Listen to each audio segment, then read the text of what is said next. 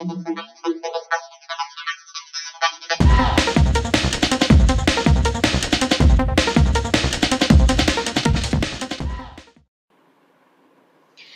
Friends, welcome to Ushni Shaldar blog.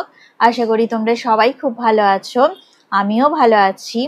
আজ দেখো তোমাদের জন্য আমি নুডলসের একটা রেসিপি নিয়ে চলে এসেছি। চাউমিনটা আমি সিদ্ধ হতে দিয়েছি একটা বলে, এবার আমি জল দিয়ে দিলাম।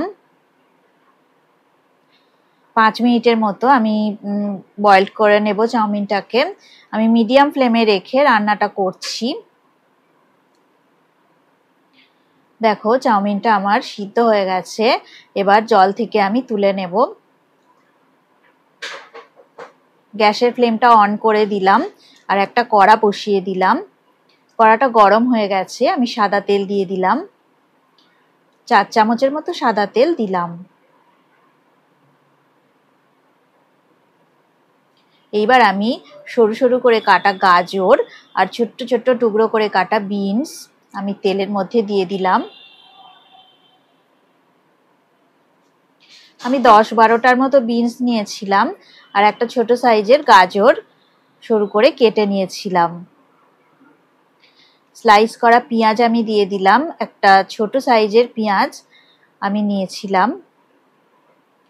এইবারে সব উপকরণ ভালো করে আমি নাড়াচাড়া করে নেব। গ্যাসের ফ্লেমটাকে মিডিয়ামে করে রেখেই রান্নাটা করতে হবে। 2 মিনিট এইভাবে নাড়াচাড়া করা হয়ে গেল। এবার আমি পরিমাণ মতো নুন দিয়ে দেব।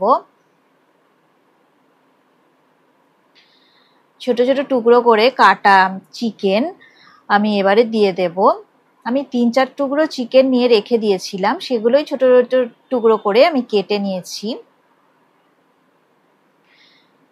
এবার চিকেনের সাথে সবজিগুলো আমি ভালো করে মিশিয়ে একটু নাড়াচাড়া করে নেব। মিডিয়াম ফ্লেমে রেখেই হবে রান্নাটা। 2 মিনিট এইভাবে নাড়াচাড়া করার পরে আমি একটু ঢাকা দিয়ে দিলাম। ফ্লেমটাকে আমি লো ফ্লেমে করে দিলাম। 5 মিনিট পরে ফিরে এলাম ঢাকাটা তুলে নিয়ে। আর একটু ভালো করে 2 মিনিটের জন্য আমি নাড়াচাড়া করে নেব। দেখো চিকেনগুলো আর সব সবজিগুলো সিদ্ধ হয়ে গেছে। এবার আমি সরু করে কেটে রাখা ক্যাপসিকাম দিয়ে দিলাম আর তারপর বয়েলড করা মটরশুঁটি দিয়ে দিলাম। এটা বাজার থেকে কেনা মটরশুঁটি, তোমরা কাঁচা মটরশুঁটি ইউজ করতে পারো। তো তবে তোমাদের গাজর আর যখন বিনসগুলো ভাজা হচ্ছে তখনই ওইটা দিয়ে দিতে হবে মটরশুঁটিটা। আমার বয়েলড করা মটরশুঁটি বলে আমি একটু পরে দিলাম। লো ফ্লেমে রেখে কিছুক্ষণ ভাজা হয়ে গেলে আমি সেজওয়ান সস দিয়ে দিচ্ছি। দেখো আমি 1 চামচ আর আরেকটু সামান্য সেজওয়ান সস দিয়ে দিলাম। তার উপর আমি চাউমিনটা জল ঝরিয়ে রেখে দিয়েছিলাম, সবজিগুলোর ওপরে আমি চাউমিনটা দিয়ে দিলাম। এইবার ভালো করে আমি চাউমিনের সঙ্গে সমস্ত কিছু সবজি আর চিকেন আমি মিশিয়ে নেব। লো ফ্লেমে রেখেই নাড়াচাড়া করে নেব 2 মিনিটের জন্য।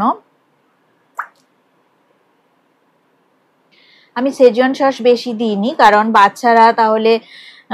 বাচ্চাদের তাহলে খুব ঝাল লাগবে। তোমাদের মনে হলে আরেকটু বেশি সেজওয়ান সস তোমরা দিতে পারো। লো ফ্লেমে রেখে 2 মিনিট এইভাবে ভালো করে আমি সমস্ত উপকরণ মিশিয়ে নেব চাউমিনের সাথে।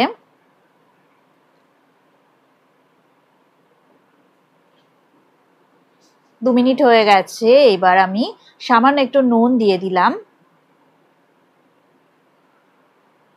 সেজওয়ান সসে অনেকটাই নুন থাকে, তাই আমি নুনের পরিমাণটা একটু কমই দিলাম। এবার ওপর থেকে আমি কালো গোলমরিচ গুঁড়ো আমি দিয়ে দেব। এরপর ভালো করে আমি গোলমরিচের গুঁড়ো চাউমিনের সাথে মিশিয়ে নেব। লো ফ্লেমে রেখে 1 মিনিটের জন্য নাড়াচাড়া করে নেব।